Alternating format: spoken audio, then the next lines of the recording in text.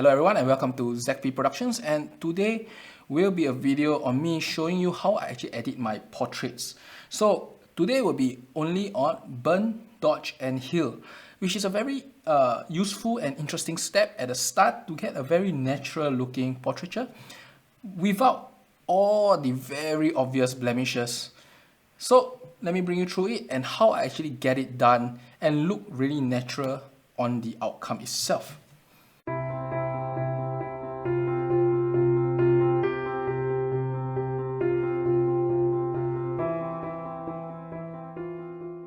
So we have a photo of Rithe here, and what happened is that I'm going to first do a few things.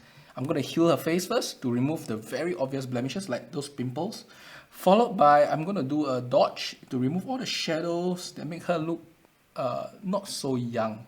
These are all aging, aging shadows like eye bags, the cheek shadows, the mouth shadows. As we grow older, they become more and more obvious, and removing them or lightening them actually makes a person a lot younger. Finally, I will use burn to exaggerate the nose ridge and of course give her a bit more contouring to have a very nice looking face. Okay, so first I will create one blank layer and I will call this the heal layer. And I'm not going to heal straight away. So what I'm going to do first is to do another 3 more things. First, I will create a burn and dodge curve. So I'm going to use burn and dodge curve, not the burn and dodge tool in Photoshop, because those are a little bit destructive and a lot harder to control. So first, I'm going to do a burn. Okay, so a curve, if you apply a curve to it and you put on the middle, you're going to darken all the mid-tones. So we're going to darken all the mid-tones, and that is the burn itself. Okay, but obviously you do not want the whole thing to be dark. You just want selective areas to be dark, and that is where you invert the mask. So when you create a curve, Photoshop automatic applies a mask itself, and you're going to invert it. To invert it, just press Ctrl-I or Command-I if you're using the Mac OS. So I have the first one, which is a burn, and I will call it burn now. And the next thing, I'll do the same thing for dodge.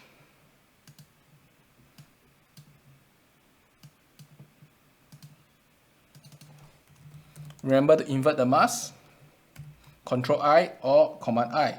So we have the burn, dodge and heal layer already. But before that, we ask ourselves, where do you heal and where do you burn and where do you dodge? It's really, really hard to see, and our human eyes are not so good, in differentiating very minute changes. But we can tell that there's imperfection. So the next thing we're going to do is an assist layer that helps us exaggerate the areas that we need to fix itself. And this is very useful because it disregards your monitor quality too. And that is one of the biggest issues. If your monitor is great, you may see the difference. If your monitor is not so good, you may not be able to see the difference at all. And using an assist layer will help you in that, while not affecting the way you output the photo in the end.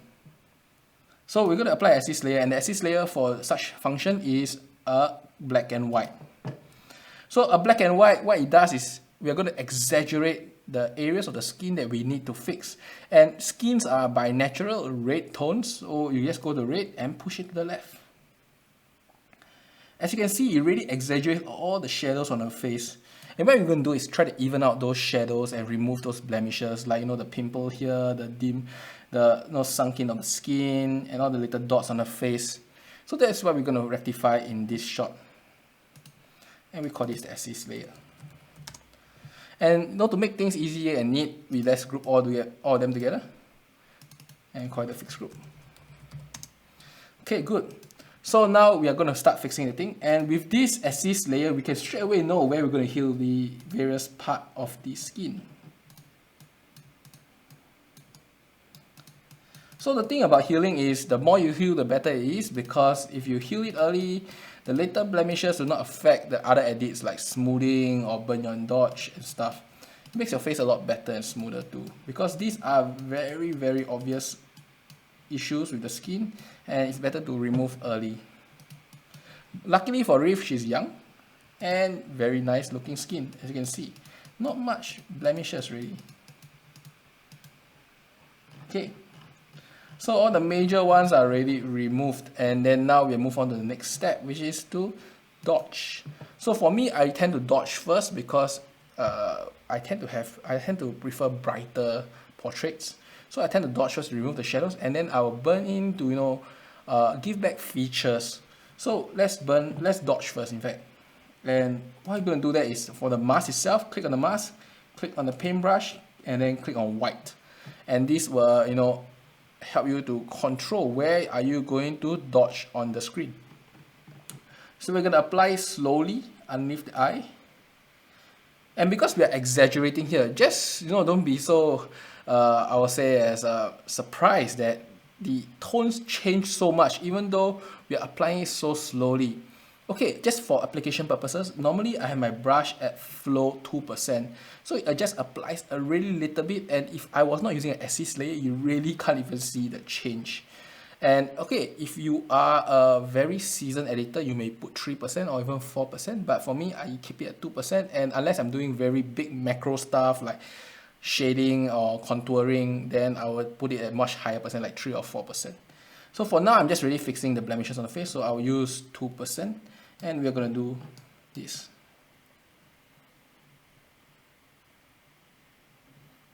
Okay, I'm just going to remove this area here, this dark area around her eyes.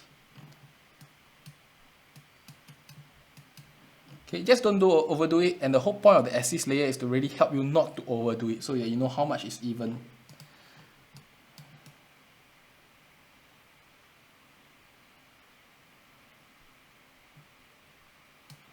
And if you do overdo it like this area here, you can tell that it's being overdone just a little. Just invert the brush and then reapply back. Okay. Okay.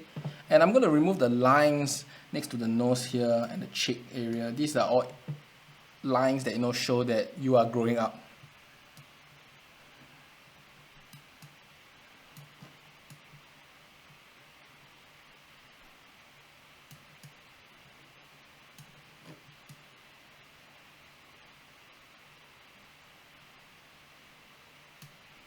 And then lighten the shadow here, and then we're going to fix this shadow here, this area too. Okay, so we can actually zoom in and fix really small unevenness. Just don't overdo it, because when you actually do it yourself, we have a tendency to just do too much, and that's the reason why I keep zooming in and out. Because I just want to know that I didn't overdo my edits.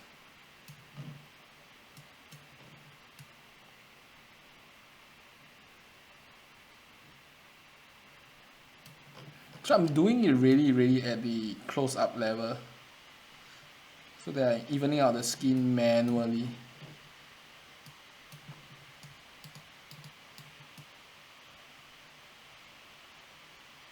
So it's of course up to your personal taste on how much you want to do it.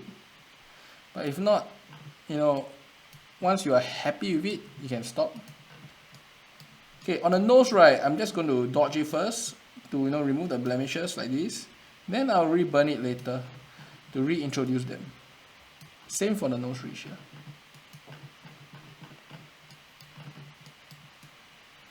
And then for the forehead. So the good thing of burn and dodge is because it mainly affects the major color areas. It doesn't really affect things like your hair. So even if your hair overrides onto the forehead itself, you can still burn and dodge through, which gives a very nice effect of fixing the forehead in such a way.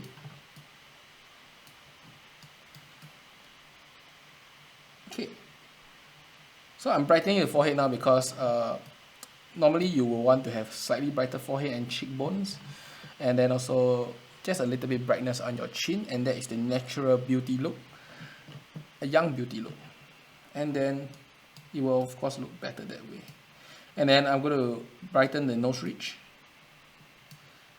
and then I will now use the entire burn itself. So for the burn, it's the same thing. So usually for me, I will dodge first to remove all the shadows, and then I'll re-burn back the shadows that I want. So in this case, normally I'll re-burn back the shadow underneath the eye, but in a very controlled fashion, just really underneath the eyelids. It looks more natural. You can really try that, you know, if you don't have such darkened eyelids here, it looks a bit unnatural.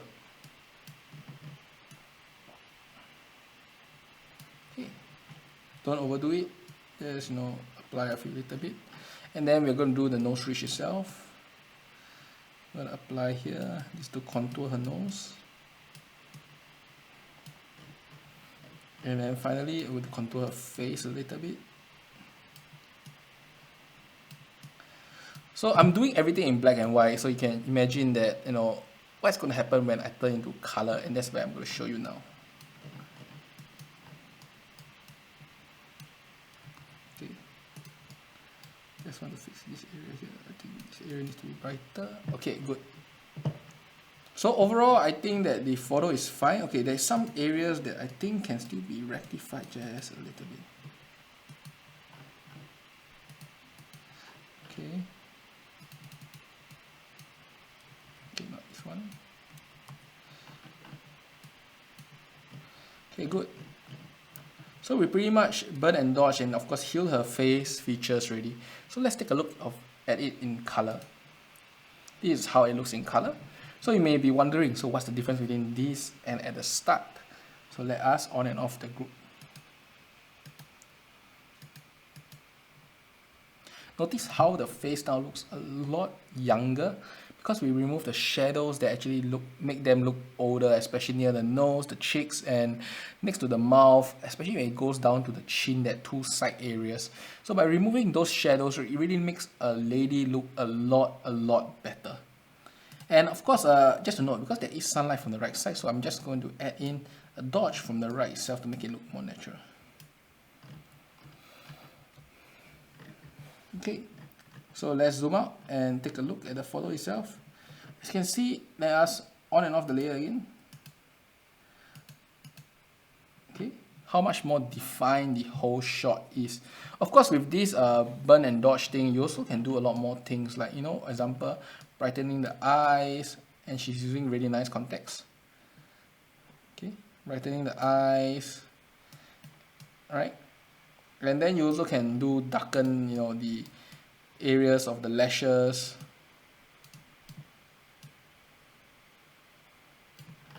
Darken her eyebrows. And then of course give a little bit more glow to her lips. And there you have it. Now this is the edited shot of Rithe, just using burn, dodge and heal. I really hope that you enjoy this video because I think this is the simplest method to have a very natural look. Of course, what you see in this tutorial is a bit more hastily done, and if you have time and, you know, slowly do your burn and dodge, you will get a very nice image without it being unnatural in looking. And especially with the assist layer, and you do it with patience, you probably will not make any significant error. And even if you make an error, it's always easy to fix, unlike if you have directly edited on the background layer itself. I hope you enjoyed this video, and I'll probably do more tutorials in the future, especially, you know, when I come on simple methods that is easy to teach and of course very useful for portraiture's purpose. I hope you enjoy this and see you next time.